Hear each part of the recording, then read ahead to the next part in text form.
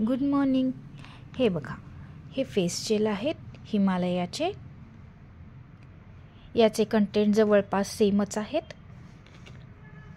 हा पॉन्ड्सचा face wash आहे.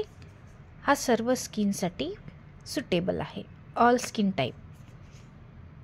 याच्या पहिल्याच वापरानंतर माझे पिंपल कमी झाले. हा ऑइली स्किनसाठी पण छान आहे.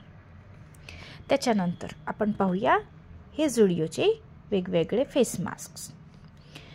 मीही कधी स्किन केअर केलं नव्हतं, पण आता जस्ट मी ते सुरुवात केलेलं आहे. यामध्ये हे फेस मास्क आहेत. तर आपल्याला काय करायचं आहे, सर्वात आधी फेस वॉशनी फेस वॉश करून घ्यायचा. त्याच्यानंतर आपल्याला मॉइश्चरायझर लावायचं आहे. आणि तुम्हाला बरेचदा असं होतं की हे काही प्रोडक्ट आपल्याला सूट करत नाहीत, पण माझ्या मते हिमालयाचे हे प्रोडक्ट आपल्यासाठी सेफ आहेत. माझी ही स्किन खूप सेन्सिटिव्ह आहे. चेहऱ्यावर काहीही लावल्यानंतर मला सूट होत नाही, म्हणून शक्यतो मी चेहऱ्यावरती काहीही लावायचं अवॉइड करते. पण आता सध्या मी हे तिन्ही वापरून पाहिलेले आहेत. याचा मला काही साईड इफेक्ट झालेला नाही. उलट माझी स्किन खूप सॉफ्ट झालेली आहे आणि चेहऱ्यावरती ग्लोही आलेला आहे. त्याच्यानंतर आपण हे जे फेस मास्क पाहताय, याच्यामध्ये हा सिलिसिलिक ॲसिडचा फेस मास्क आहे. हा माझ्या मते पिंपल ज्यांना आहेत, पिंपलचा त्रास ज्यांना आहे, त्यांच्यासाठी हा अतिउत्तम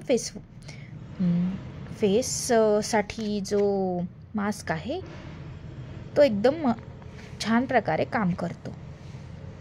ठीक आहे. आणि त्याच्यानंतर हा फेस मास्क आहे. हा पहा, हा फेस मास्क लावल्यानंतर तुमच्या चेहऱ्यावरती खूप छान असा ग्लो येतो आणि तुमच्या चेहऱ्यावर जी रुक्षपणा आहे तो निघून जातो. हा विटॅमिन सीचा फेस मास्क आहे. याच्यामुळे तुमच्या चेहऱ्यावरचा जो काळपटपणा आहे तो पूर्ण निघून जाईल.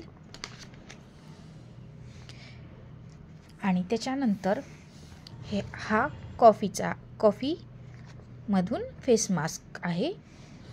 याच्यामुळे तुमच्या चेहऱ्यावरती ग्लो येतो आणि तुमच्या चेहऱ्यावरचे डाग वगैरे कमी होतात. तर हे फेस मास्क मला सूट झालेले आहेत, पण शक्यतो मी हा फेस मास्क जास्त प्रेफर करते.